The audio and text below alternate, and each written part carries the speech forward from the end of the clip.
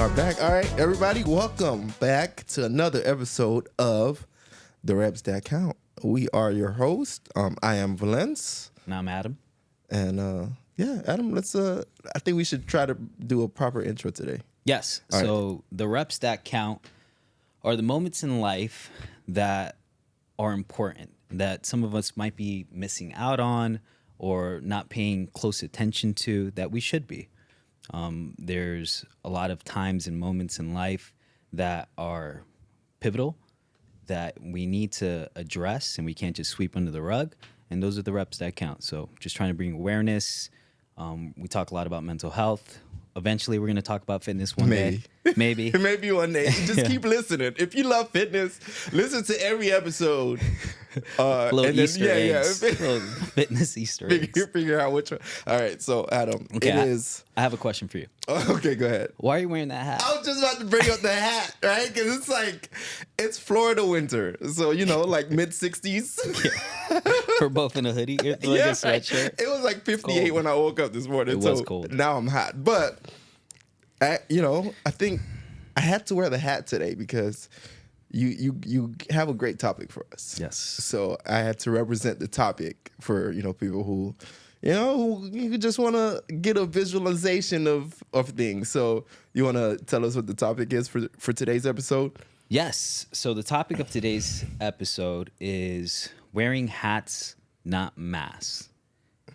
And what that means is in life, we tend to wear different masks around different people, right? And the reason we do that is so we don't have to be emotionally vulnerable in interactions with people. So let's say I am with my cool friends. I might throw on my cool mask. Okay. I talk different, act different just because I'm around them, as opposed to when I'm with my wife. Which isn't necessarily the right thing to do, right? You should be yourself, your true self at all times. But that doesn't mean you can't wear different hats. And what wearing hats means to me is how you approach a situation, the mindset you put on to approach a situation. Wow. So honestly, I've never even looked at it like that. I'm like this is the first time we've taken this, I've heard this topic, in this way. But when you say we wear hats to not be vulnerable, I never even saw it like that.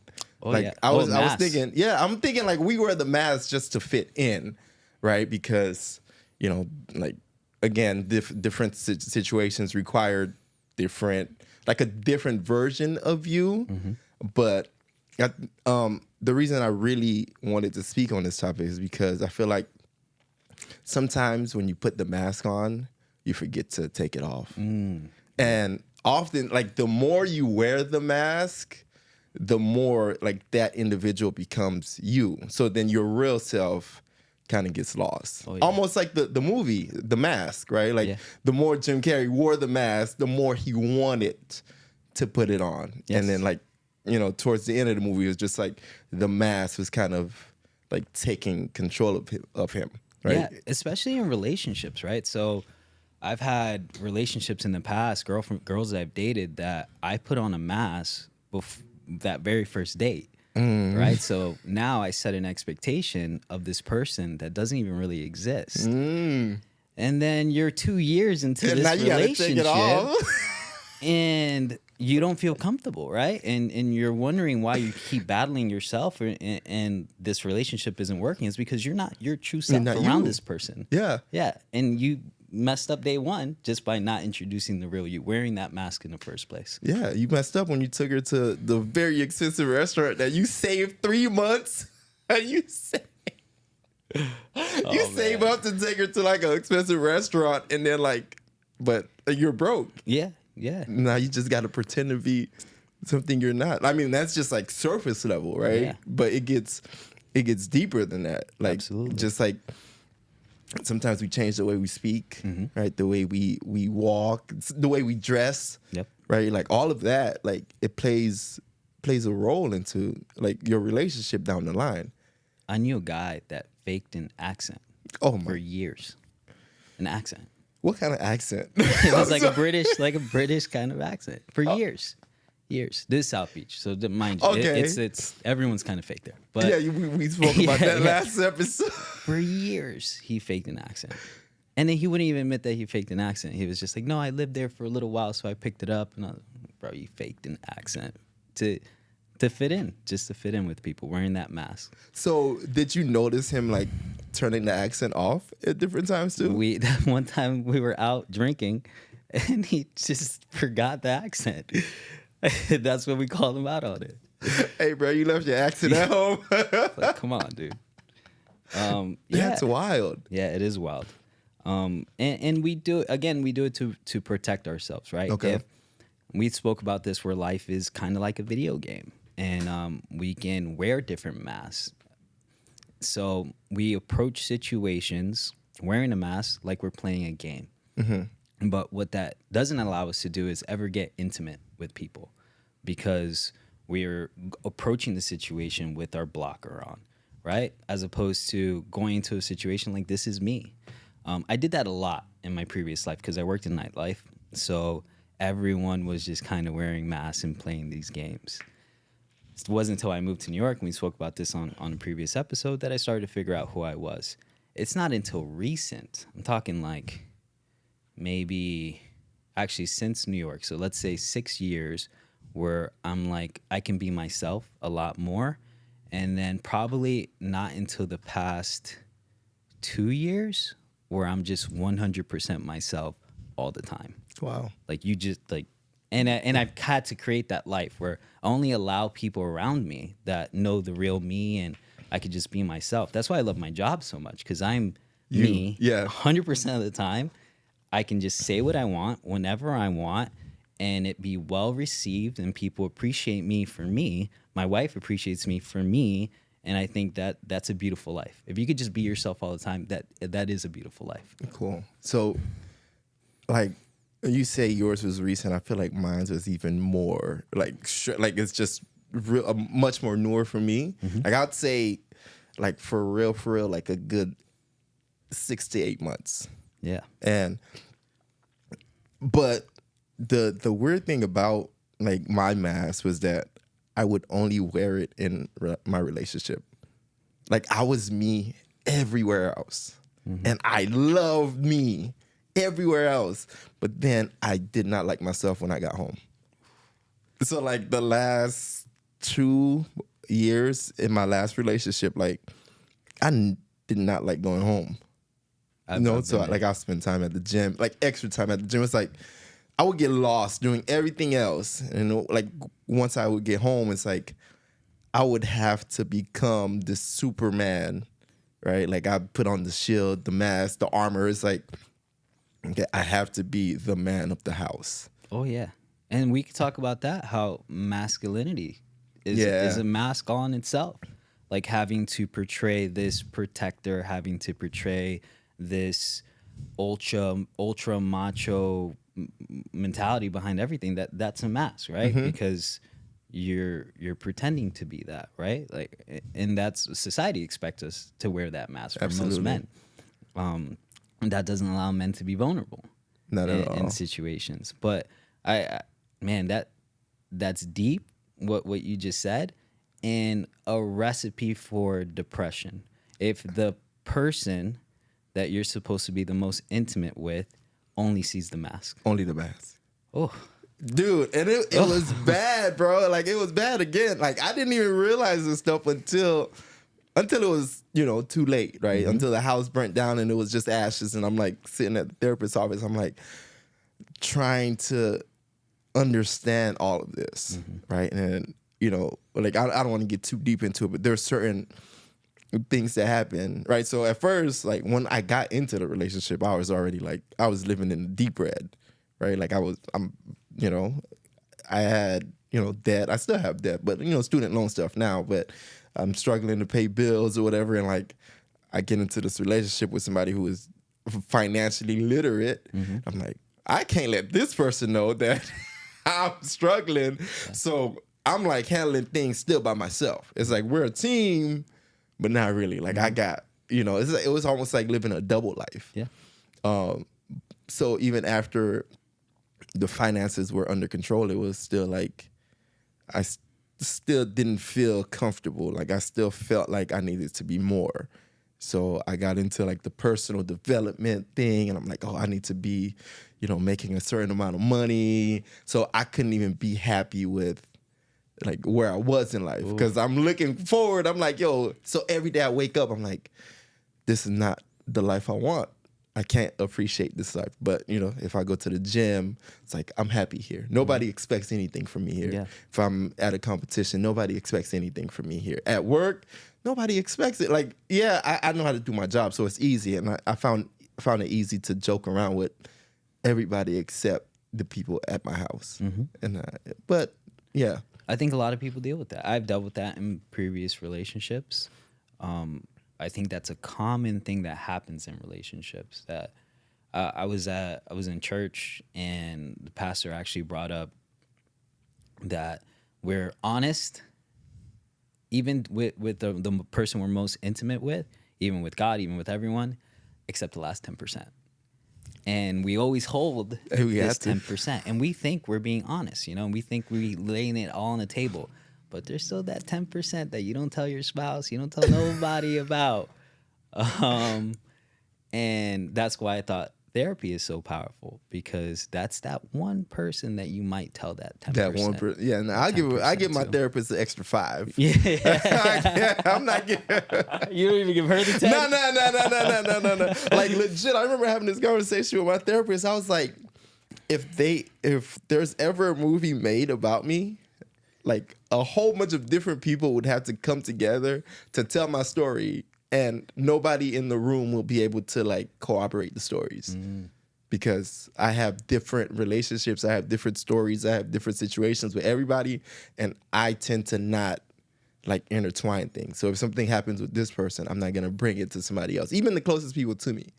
Like I have days and things that happen with friends or coworkers that family members would never know, or my girl would never know, and that's just how I am. But that's not necessarily a bad thing. I don't think it's bad either. No, that's you're keeping that relationship between two people, like whatever happens and whatever you guys talk about between two people. And as long as you're being the same person and truthful around everyone, then that's not necessarily a bad thing at all. Actually, that's healthy. You're not blabbermouth and everything, speaking your business all over the place. Yeah, that's healthy, man. I like that, man. But so the day that the main thing that happened, like that allowed me to start being more free or being myself within my relationship, because I'm in a new relationship, and when it first started, like I was just straight up like, listen, I told her I'm not in a space to be the man that I want to be for you in this relationship. I'm like, I'm broke. Like dead serious. Like I'm on a journey to get my finances together. So if that's something you're not okay with, like just, we could cut it short now.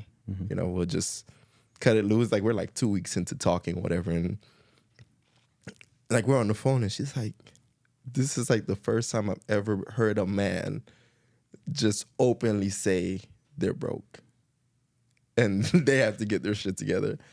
I'm like, what? Cool. And like she respected it. Yeah. And now it's like the finance part of our relationship is just so much easier.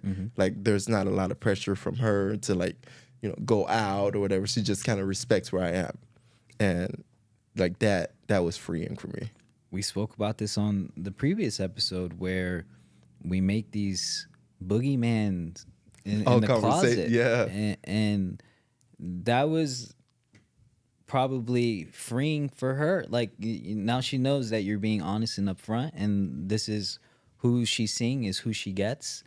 And I think that's the way it should be all the time. Yeah. Like, especially someone that we're planning on getting intimate with. Like all the cards should be laid out on the table. You shouldn't find out years later about these things. Unless you're playing Uno. Yeah, unless you gotta hold the draw 2 in your pocket. You know what kids are doing now? What? They have reverse cards. Oh, in their pocket. And if you like give them a diss, Let's just throw down the reverse card. Oh, reverse back to you? Yeah. Reverse back to you. We had that when we were kids too, though. Really? Yeah. You know what Oh, we I didn't called know it? that. What? Yo mama. Yeah. Yeah. Somebody say something to you, just yo mama. Yo mama. Yeah. That's the reverse card. All right. So do you I don't see you looking at your notes. What you got for me? Well, no, I wanted to relate. So there was a safe space for you, which was the gym. Mm-hmm. And this is that fitness that we're trying to tie in. Oh, let's go to fitness, right? Baby. That was the same thing that happened for me when I moved to New York. I didn't like any aspect of my life. I was working a lot. I was in a toxic relationship, but I found the gym that I belonged to, right? And it became this safe place where it was the first place where I can just like be myself and play because, you know, CrossFit, like we learn new skills and we get to play, and it just wasn't structured the way like a conventional gym was. And I was able to learn about myself there. I was able to challenge myself, and I was around a group of people from all different walks of life that were just open.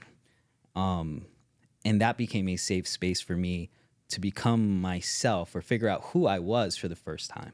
And that became my new addiction or healthy addiction, right? Yeah. So I'd spend 4 hours a day there because I didn't want to go home and because I didn't want to go to work. And it just became this place where I can just be myself. I think the same thing happened for you. And that was the reason why you spent all that time in the gym, right? Yeah, absolutely. Yeah, so I encourage people to find that place. It might not be a CrossFit gym. It might not be a weightlifting gym. But there's a safe place for you to just be yourself. And if you don't feel like you can be yourself around your friends, around your spouse, around your family, you got to start asking yourself, are you in the right room? Because you should feel safe to be yourself. And maybe you can start discovering that by finding a group of people that are like that person that you think you are or that you know you are. Okay. There's a couple different places I could take this. Yeah. Right? But first, let's talk about, you know, like one of the things that people always say is like, oh, the gym is my therapy. Right? And I always have an issue with that. Mm-hmm. Right? Because again, people are like, the gym or weightlifting is my therapy. I'm like, yo, it's not therapy. It makes you feel good. Right? And it's easy for you to hide for 4 hours at the gym, you know, after work. But in weightlifting specifically, I find that weightlifting itself is hard. And for you to go into this sport that's already hard and very like mentally like difficult, and you put all of the pressures that you have going on outside of that into this sport, I think that's destructive, because there's times where I'm at the gym, you know, lifting, and somebody comes in from work and they're like, I'm going to my therapy, and they're having a terrible day at the gym.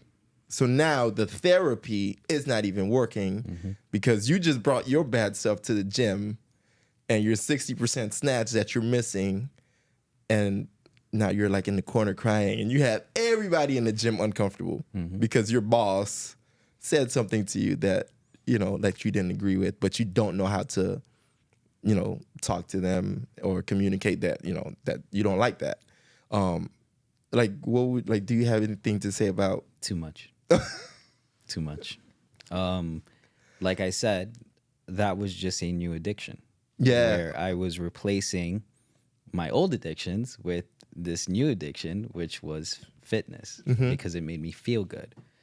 Feeling good isn't always the best thing. Like finding these, this medicine, finding these distractions that are distracting you from what's happening in the real world, in your real life, isn't always the best thing, right? Because you're using that to cope with how depressed you are in the real world. So I did that for a long time, and it worked until it didn't work. I got injured. And now this one thing that I wrap my identity around, it became everything for me. You know how new CrossFitters are. Yeah, absolutely. You know, they come in there I got with the knee sleeve. I look like the rubber band man. I had every piece of gear known to man. Oh my God. All of it. Pukey shirt, all of it. So I got injured, and this one thing that I relied so heavily on to save me wasn't there anymore. Yeah. Because I didn't do the work on the inside to save myself, right? I used this coping mechanism. It's not until, and then I would find a new thing. And I was like, oh, I'm hurt, so I'm going to run a marathon, or I'm going to do a triathlon, or there was always something that I had to chase, right? Some kind of goal. For the first time ever, the past couple of years, there's nothing. I don't compete anymore. It's just a gym. And now I look at exercise strictly as leisure, not even to get better. I'm good. Like, I like the way I look. I like how much I lift. I'm good. That's fine. It's just purely leisure. And it's not even to release stress. It's not to do anything other than, it's almost like meditation. I go into it without all my emotional baggage, without the world, and just attack what's in front of me, this one task that's in front of me. And now that I look at it like that, it's actually a lot more freeing and fun than what you said, which is I'd bring the baggage in and then miss every snatch possible. Yeah, and then it just makes it 10 times worse. It's like, I just had a bad day at work. Now I'm having a bad day at the gym. And then you have to go home after that. Oh, yeah. And then your partner's waiting for you. Oh, yeah.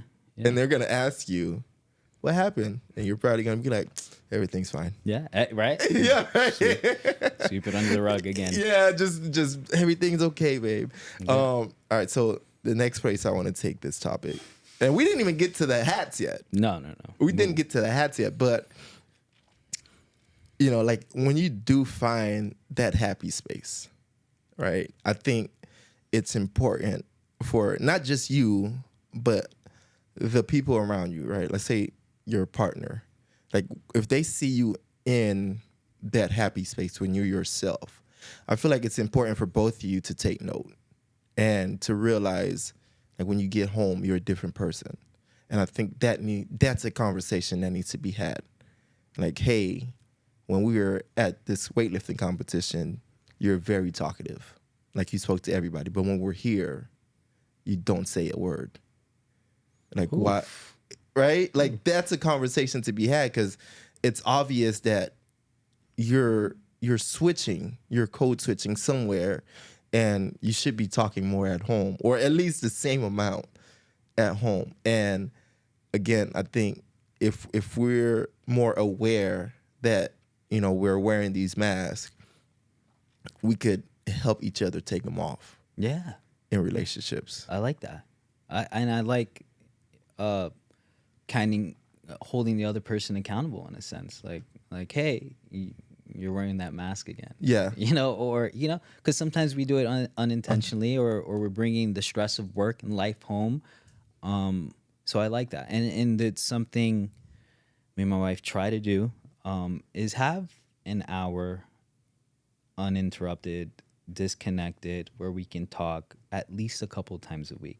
We got a 4-year-old kid. Like, I work like an animal. She's going to school. Like, it's hard to even get a little bit of time together. So planning those times where there's no distractions and you're not just watching TV or anything like that. You're actually talking. Yeah. And that stuff has to be planned, because if not, you'll go a long time without doing it. I think that's important, really important for a relationship. Just basically like together time. Take the mask off. Yeah. Let's just talk. I like that. Yeah. And not about current events, and not about. I hate talking about current events, man. Yeah. Like, I don't want to know what Kim Kardashian's doing. No, that's not even a current event. That's just a show, bro. Yeah. I don't want to talk about current events. Let's talk about random stuff. Yeah, random stuff. So when I met my wife, I really fell in love with her because she had a thing about aliens. She loves aliens and all that stuff. And I was like, she's weird. I like that. So yeah, and over the year you forget that you like aliens. Yeah, like, because life is just real coming now. at you real fast. So remembering that stuff and trying to have those moments is important. Wow, that's dope. Yeah. All right. Yeah. You want let's get into these hats, man. The hats. Yes. So we're proposing that instead of wearing masks, you should approach situations as your true self, just wearing different hats. And what we mean by hats is different emotional states going into a situation. The way I would approach a situation that of someone venting to me that needs me to listen. All right, I'm wearing my listening hat right now. Sorry. Straight up kid, like it just took me straight to daycare. Yeah. Sorry. My listening hat. Yeah. Right? This is stuff that Yeah, they teach in teach you. daycare. Yeah. We don't do it as adults. No.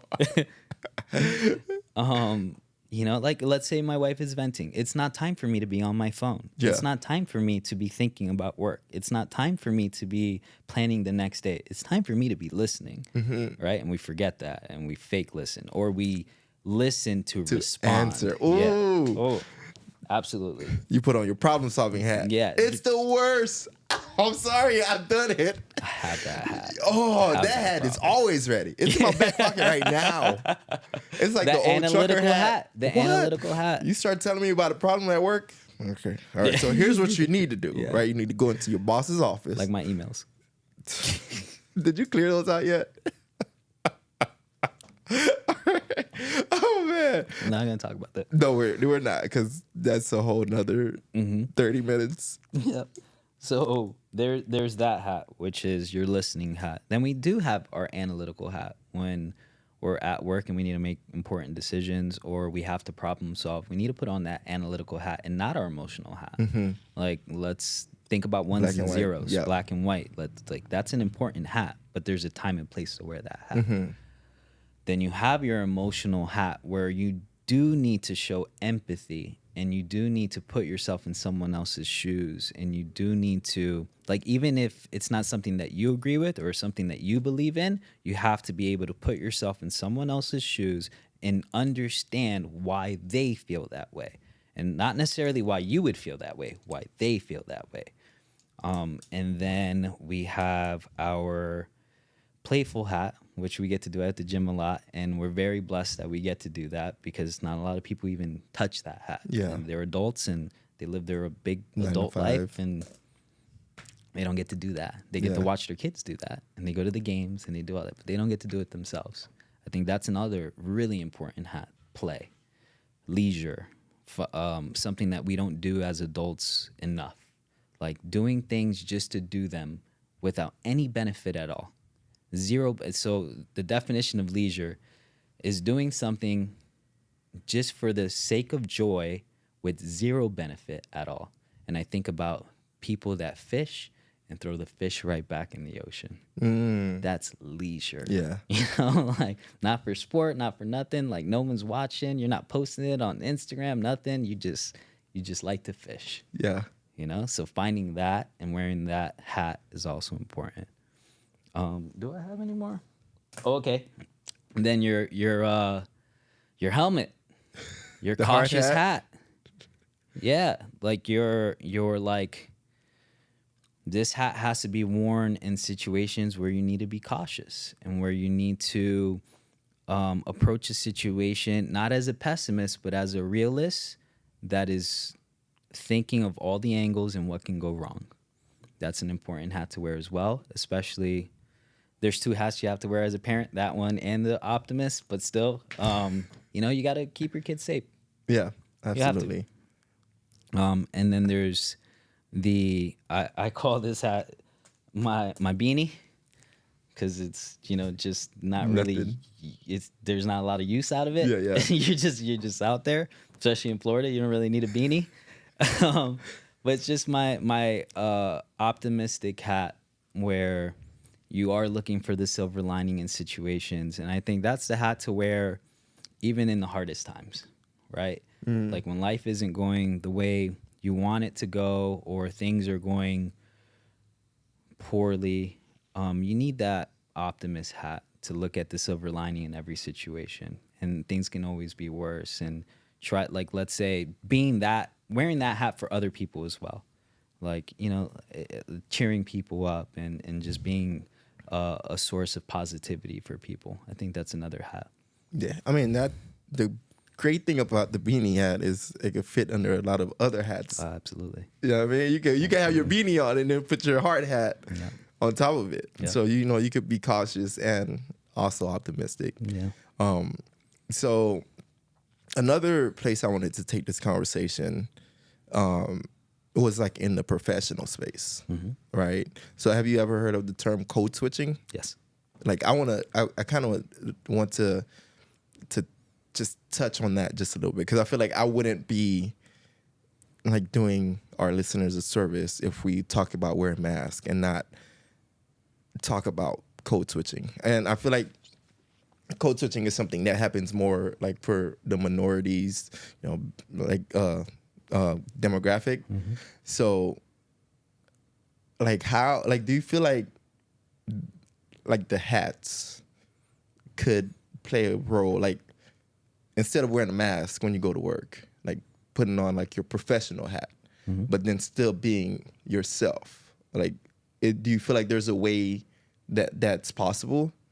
Yeah, so it's funny how you bring up minorities, because I went to school with this guy, and I'll give him a shout out, Richard Nilhouse, and we went to high school together and we went to college together, and he's black, and I admire him so much. He works for Facebook. He's like really high up in Facebook right now. Okay. And I admire him so much because he's still him 100%. That's awesome.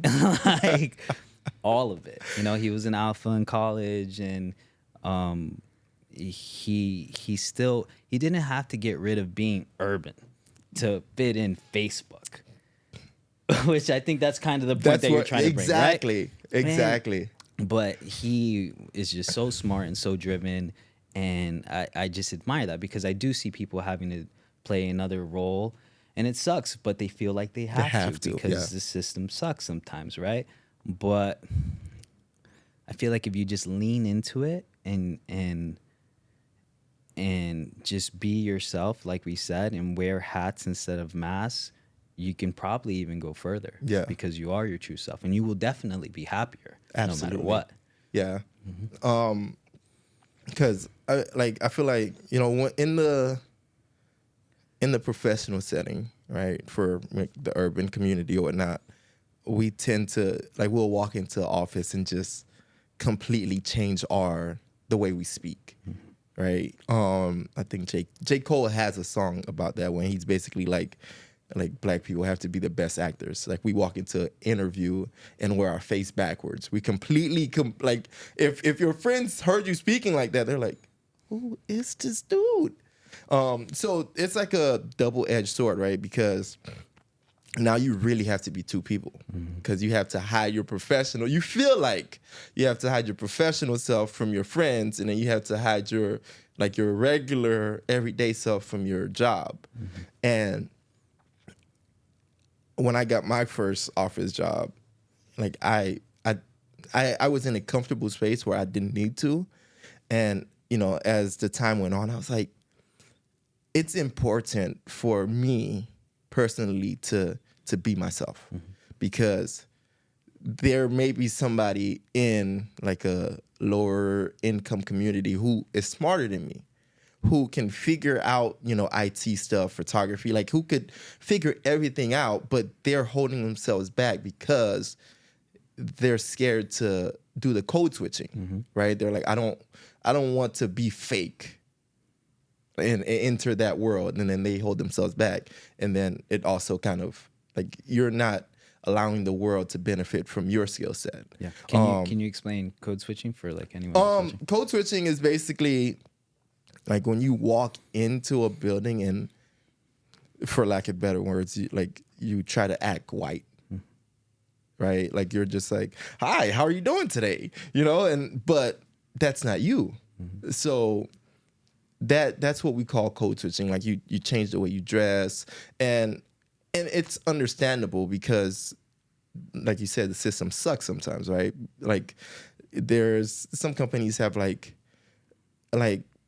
rules in their rule book that only apply to minorities, right? Even in the military, right? Like your hair, like women's hair has to be a certain way. And it's like, this rule only affects black women.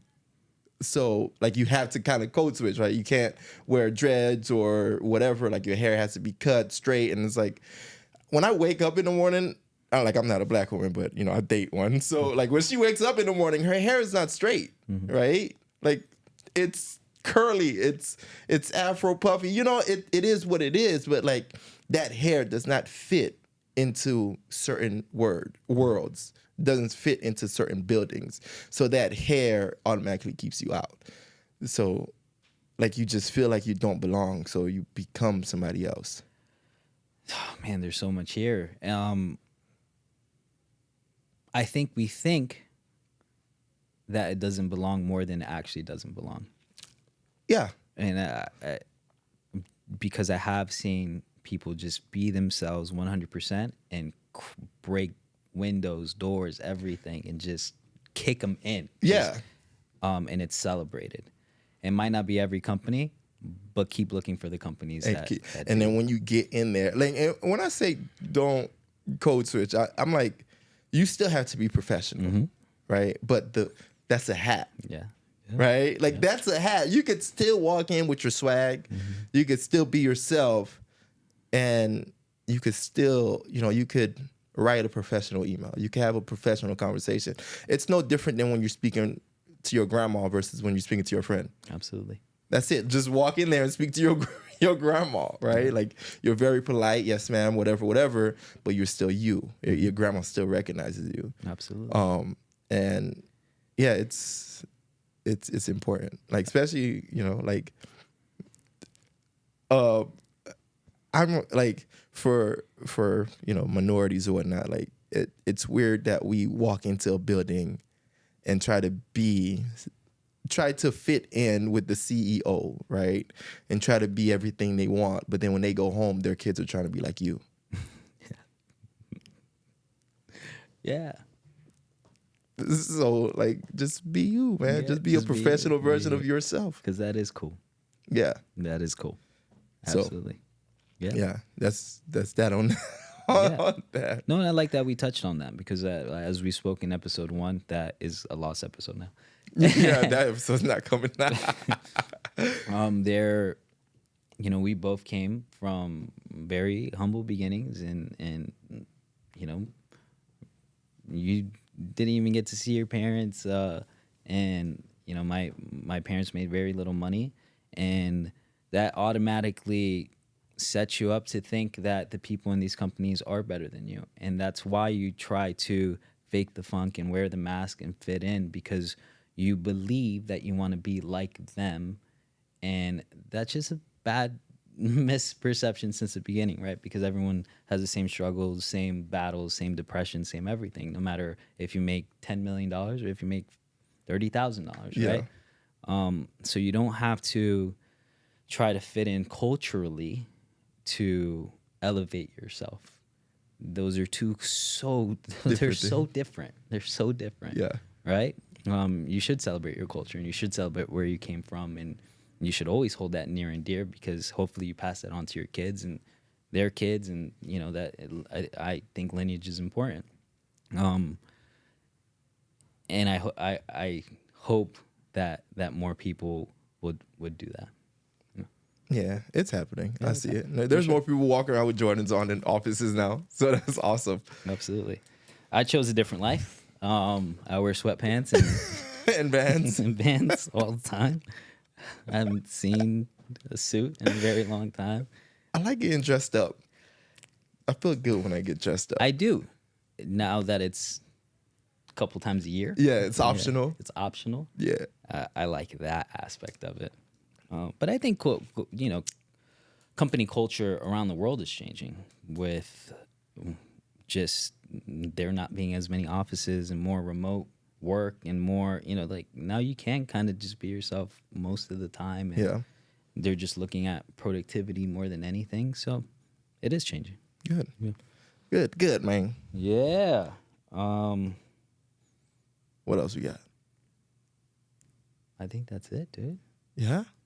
What else do we got? I don't think so. I don't think we have anything else. Yeah, I man. think we touched on everything. I feel like this was a great episode. Absolutely. And we also almost we almost did way too much overthinking. I had pie charts. No, I'm just kidding. I don't think you're kidding. I'm glad we Scratched all of it. yeah, man. It was gonna be way too much, man. So Yeah, man. Just put on different hats to approach situations in the appropriate manner, and take the mask off. and just know it's gonna take some work to get the mask off. Yeah. It's gonna take some therapy. It's gonna take some conversations. It's gonna take some practice. Yeah. That mask is gonna be there, but get used to, wean yourself off the mask. Like I don't expect you, and you shouldn't expect yourself to just change who you are or who you've had to be to survive. Yeah. Oof. Overnight. Who you gotta be to survive. That's a powerful one too. Yeah. Yeah. Yeah. So Well, all right, Valentz. This is a good one. there was Adam. Good job, dude. Good job. See you next week. See you next week.